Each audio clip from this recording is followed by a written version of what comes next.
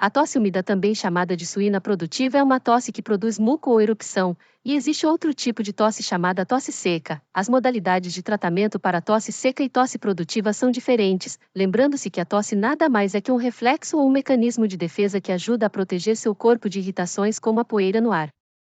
Há uma forma importante de limpar as secreções infectadas dos pulmões, então quando você tem uma tosse produtiva, o objetivo do tratamento não é suprimir a tosse, mas melhorar a eficiência da tosse para ajudar a limpar vias aéreas.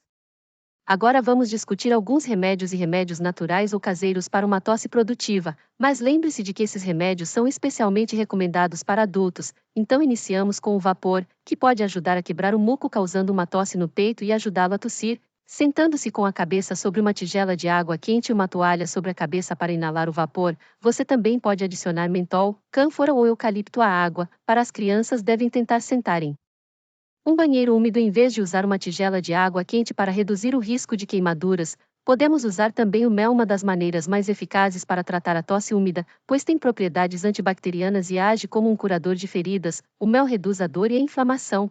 Um pequeno ensaio clínico descobriu que tomar meia colher de chá de mel 30 minutos antes de dormir pode ajudar a reduzir a tosse e estimular o sono profundo. Você também pode misturar mel com chá ou água morna. Com limão é útil para curar dores de garganta, mas aqui você deve se lembrar de uma coisa: nunca dê mel a uma criança com menos de 1 ano porque pode causar uma complicação rara chamada mamadeira infantil. Síndrome do bebê flácido é devido à ingestão de uma toxina bacteriana que pode estar presente no mel. É inofensivo para outras crianças e adultos, mas um umidificador pode ajudar a evitar respirar ar seco, que é particularmente útil à noite quando a garganta seca naturalmente pode ser mais propensa à irritação e inflamação. O catarro no trato respiratório torna-se mais fino e mais fácil de sair dos pulmões tomando um banho de vapor, pois pode ajudar a umedecer as vias aéreas superiores, também ajudando a quebrar o muco em seu peito. Tente ficar no chuveiro ou no banheiro úmido por pelo menos 5 minutos, assim você pode repetir esse processo conforme necessário.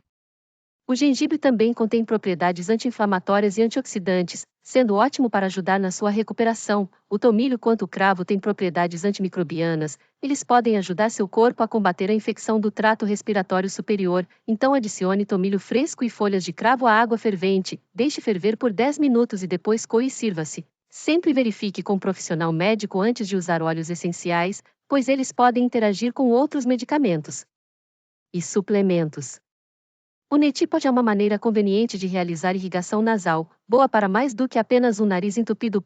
Reduzir os sintomas de tosse úmida em crianças e adultos também pode ser adequado para a dor de garganta. No entanto, se você usar irrigação nasal, certifique-se de usar água filtrada em vez de água da torneira, que pode conter bactérias nocivas. Manter-se hidratado e evitar a desidratação é extremamente importante quando você está no combate da infecção. Também evita que sua garganta seque ou fique irritada ou inflamada. Tente beber pelo menos 8 copos de água por dia.